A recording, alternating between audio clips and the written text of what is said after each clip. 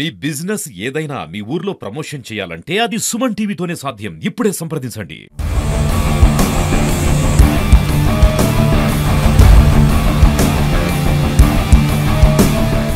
మీకు చిన్న కథ చెప్తా. మా ఇల్లు 3 కోట్లయింది. మాకున్న ఎకరం పొలం 30 కోట్ల నుంచి 40 కోట్లయింది. మా ఇంట్లో ఎవ్వరు ఫోన్ చూసినా ₹1,00,000 పైన ఉన్న ఐఫోనే. మా పోరగానుకున్న బైక్ కూడా మినిమం 2 లక్షలు ఉన్న స్పోర్ట్స్ బైక్. అరే మా ఇంటి చుట్టూ ఏది చూసినా కోట్లే. ఇంటి ముంగడ మాత్రం డ్రైనేజ్ అట్టనే ఉంటుంది. ఎందుకంటే కబ్జా చేసిన స్థలంలో, ఎఫ్టీఎల్లో, కుంటలల్లో, ఎక్కడైతే ఇండ్ల నిర్మాణం జరగకూడదో, ఎక్కడైతే నీళ్లు నిలబడాలో అక్కడనే ఇల్లు కట్టుకుంటారు. మరి ఇట్లాంటి వాళ్ళ పరిస్థితి ఏమవుతుంది? గట్టిగా ప్రకృతికి పాపం చేసి సంపాదించిన వాళ్ళు వీళ్ళంతా కోటీశ్వరులే. ఎవరైతే డబ్బులు కోట్లు ఉన్నాయో వాళ్ళే ఇట్లాంటి వాళ్ళంతా భూములను ఆక్రమించి, చెరువులను ఆక్రమించి, కుంటలను ఆక్రమించి, నాలాల్ని ఆక్రమించి ఇల్లు కట్టుకుంటే ఏమవుతుంది? ప్రకృతికి పాపం చేస్తే, ప్రకృతిని నాశనం చేస్తే ఊకుంటుందా? ప్రకృతి పగబడితే ఎట్లయితుందో తెలుసా? ఇట్లయితుంది. ఇక చూడురి, ఇవన్నీ విల్లాలే. ఈ విల్లాలు చూడండి, ఒక్కొక్క విల్లా 3 కోట్లు. చూస్తే ఇంటి ముంగట కాలువనే. నాగార్జున సాగర్ ఎడమ కాలువ దిగిపోతే నీళ్ళు ఎట్లున్నాయో ఈ కాలనీలు అట్లున్నాయి చూడండి. ఇవన్నీ ఏంటో తెలుసా? నాలాలు, చెరువులు, కుంటల్ని కబ్జా చేసి కట్టిన ఇండ్లు. ఈ ఇల్లు చూడండి, ఇలా ఏమైంది? 3 కోట్ల విల్లా ఏమైంది? రోడ్డు మీదకి వచ్చి ముచ్చట పెడతారు తయారు చేసింది మనుషుల్ని. 3 కోట్ల ఇల్లా ఏం చేసింది? కార్లని నిండా ముంచింది. ఇక చూడండి, 3 కోట్ల ఇల్లాలో ఏమైంది? కార్లను నిండా ముంచింది. విజువల్ చూడండి ఒకసారి ఎట్లుందో కథ. ఆ ఏరియాల కథ చూడండి. ఇది హైదరాబాదులోని మోకిలా దగ్గర పరిస్థితి. కోట్లు పెట్టుకున్నారు. ఒక్కొక్క విల్ల 3 కోట్ల నుంచి 6 కోట్లు పెట్టుకున్నారు. 6 కోట్లు పెట్టుకున్నారు. తీసుకొచ్చి నీళ్ళ నోట్లో పెట్టిరు. చెరువులు కట్టుకున్నారు. వచ్చి ఆడెవడో కబ్జా చేసిండు, చెరువుల విల్లాలు కట్టిండు, దానికి మంచిగా రంగు పూసిండు, చెట్లు పెంచిండు, అమ్మేసిండు. ఇవాళ చూడండి అలా కథ. ఇవాళ చూడండి ఆ కాలనీల పరిస్థితులు చూడండి. రోడ్ల మీదకి వచ్చి ఎవరిని చెప్పుకోవాలరా దేవుడా, ఎవరిని చెప్పాలరా ఈ బాధ, బాబు ఎవరిని చెప్పుకుంటే నా మా కష్టం తీరుతుందని ఏడ్చి వస్తానరాడ. వీళ్ళంతా అలా కష్టం చూడండి. అగో ఎవరు వస్తారు? ఎందుకు వస్తారు? చెరువులు కబ్జా చేసి ఎఫ్టీఎల్లల్లా బఫర్ జోన్లలో ఇల్లు కడితే గిట్లుంటుంది కథ. లాస్ట్కి వస్తే హైదరాబాద్లో పెద్ద బాణం పడలేదు. నిజం చెప్పాలంటే ఖమ్మంలోనో, వరంగల్లోనో, నల్గొండలోనో, సూర్యాపేటలోనో, విజయవాడలో పడ్డ వాన హైదరాబాద్లో వల్లే పడ్డది. చిన్న జల్లులే పడ్డాయి. ఎప్పుడు పడ్డా 2 నిమిషాలు, 3 నిమిషాలు, 4 నిమిషాలు జర గట్టిగా పడ్డది.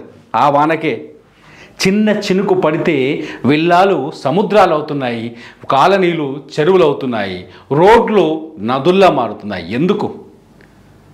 హైడ్రాకు సహాయం చేయండి. అలా హైడ్రా ఎందుకు వలగొడుతుంది? చెరువుల్లో కట్టుకున్న ఇళ్ల చుట్టూ ఎందుకు తిరుగుతుంది?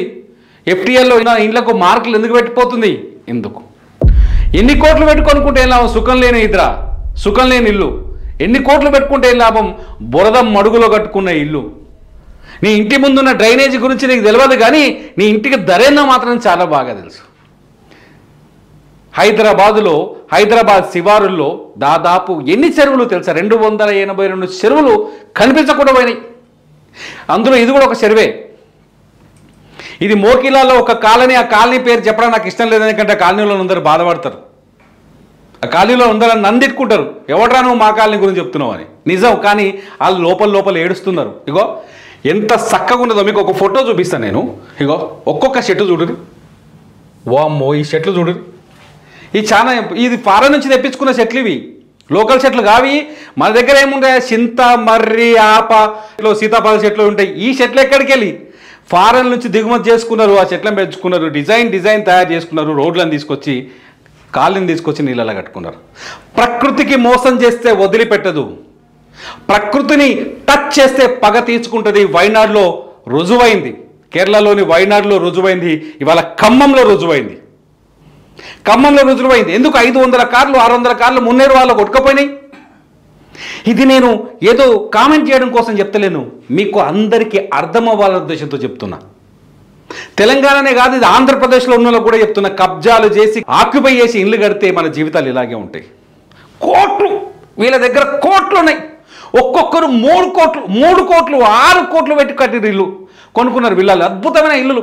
హైదరాబాద్కు దూరంగా ప్రకృతిలో హ్యాపీగా బతకాలని మోకిలా చాలా దూరం ఉంటుంది, ఆడ బతకాలని పోయి కనుక్కున్నారు, ఆడ కూడా పోయి షెర్లోనే పడ్డారు. అదేదో అంటారు తెలంగాణ సమత ఇంతెంత పోయి ఇంటే కదా వచ్చిందని చెప్పేసి, అట్లా ఉంది ఇలా కథ. చూడండి వీళ్ళందరూ ఎవ్వరు కోటీశ్వర్లు తక్కువ కాదండి బాబు. వాళ్ళ ఇంటికి పోతే ఆ కాలనీకి పోతే అన్ని బెంజ్ కార్లు, BMW కార్లు, పెద్ద పెద్ద కార్లు కనిపిస్తాయి, లగ్జరీ కార్లు కనిపిస్తాయి. కార్లు ఉంటే నీళ్ళలో మునిగిపోయినాయి కార్లు కూడా. చూసినా ఎందాక నేను ఫోటో చూపించిన. ప్రకృతిని మోసం చేస్తే, ప్రకృతిని చెరపడితే, ప్రకృతిని నాశనం చేస్తే పాపం తలగక తప్పదు. ఒక మనిషిని ముంచితే ఇంకో మనిషి ఆడు పగదీర్చుకోవడానికి టైం పడుతుందేమో, ఆడి కుటుంబం కొంత నాశనం అయితే, ప్రకృతిని ముంచితే మాత్రం మనం నాశనం చేస్తుంది, వెంటనే నాశనం చేస్తుంది. ఎగ్జాంపుల్ ఇదే ఎగ్జాంపుల్, ఇంకా కొత్తది ఏం అక్కర్లేదు.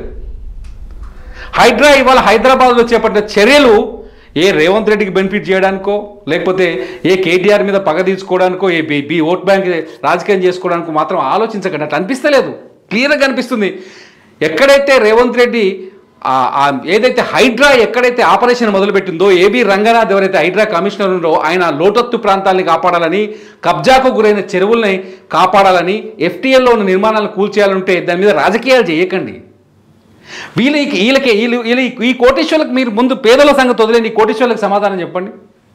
ఈ కోటీశ్వర్లకు సమాధానం చెప్పండి. మీ కాలనీ ఏడుందో అడగండి. మీ కాలనీ మొన్న వీడియో చేసిన మీ కాలనీ ఏ చెరువులో ఉందో కనుక్కోండి అని. ఇగో ఇది చెరువులో. అందరు కోటీశ్వర్లే ఇల్లు, ఎవరు తక్కువలు కాదు. ఇక సెలవు ఉంది కాబట్టి షార్ట్లు వేసుకొని కనబడుతున్నారు, కానీ అందరు కోటీశ్వర్లే. సో ప్రకృతిని దెబ్బతీయడానికి ప్రయత్నిస్తే, అది పగ తీర్చుకోవడం మొదలు పెడితే ఇలా ఉంటుంది సిచ్యువేషన్. దయచేసి మీరు ఆలోచించండి.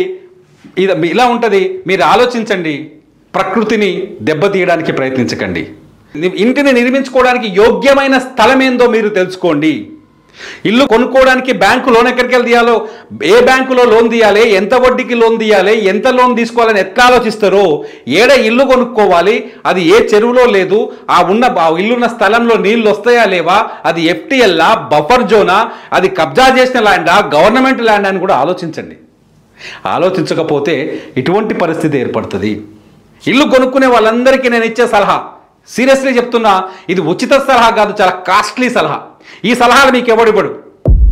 ఇల్లు కొనేటప్పుడు దాని SFT ఎంత, ఈస్ట్ ఎంత, ఈశాన్యం ఎంత, ఇవన్నీ చూస్తాం కదా, వాస్తు ఎట్లుందని. వాస్తవమేసో చూస్తే సరిపోదు.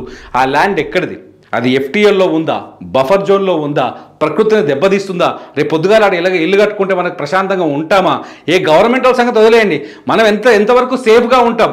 ఇలా విల్లాలే పోయి నీళ్ళలో పడ్డాయి, 3 కోట్లు 4 కోట్ల రూపాయలు విలువ చేసే విల్లాల పోయి నీళ్ళలో పడ్డాయి. రేపు మీ పరిస్థితి ఏందో అర్థం చేసుకోండి ఒకసారి. మోకిలాలో ఇవాళ ఒక కాలనీ మోకాళ్ళ లోతు నీళ్లలో మునిగిపోయింది. ఒక్కొక్క ఇంటి ధర 3 కోట్ల నుంచి 6 కోట్లు ఉంది. మిత్రమా, ఆ విజువల్స్ ఇవి, నేను అవే చూపించాను, ఇప్పటిదాకా చూపించా. మోకిలాలో, హైదరాబాద్ మోకిలాలో పరిస్థితి ఇది. మీరు కబ్జా చేసినా, లేకపోతే మీ చెరువు చుట్టూ లేక్ వ్యూలో నివాసం ఉంటే మీ లేక్ వ్యూలు కూడా గింతే. గట్టి కొట్టుకపోతే వాయినార్ల కొండలు, గుట్టలు, ఊళ్ళు, మనుషులు కొట్టుకపోయినట్టు కొట్టుకపోతారు, గుర్తుపెట్టుకోరి. ఆ రోజులు వస్తాయి. ఖమ్మంలో ఇవాళ అదే జరిగింది. కాంక్రీట్ కట్టేసిన, సిమెంట్ గోడలు కట్టేసినాం కదా, ఏం జరుగుతుందిలే, మున్నేరు వాగు మమ్మల్ని ఏం చేస్తుందని ముంచెత్తింది. మున్నేరు వాగు మమ్మల్ని ఏం చేస్తుందిలే అని సవాల్ చేస్తే అది ఇవాళ ముంచెత్తింది, ఖమ్మంని అతలాకుతలం చేసింది, వణికిస్తోంది. డిఫెన్స్, మీ ప్రాంతంలో హైడ్రాని సపోర్ట్ చేయండి. ఆక్రమణల్ని ఎవరైతే కూలగొడుతున్నారో, ఆక్రమిత ప్రాంతాల్లో నివాసాలు ఏర్పాటు చేస్తున్నారో వాళ్ళకి సపోర్ట్ చేయండి అనేది నా సలహా. మరి మీరేమంటారు? మీ కామెంట్ రూపంలో నాకు తెలియజేయండి. చూస్తూనే ఉండండి సుమన్ టీవీ.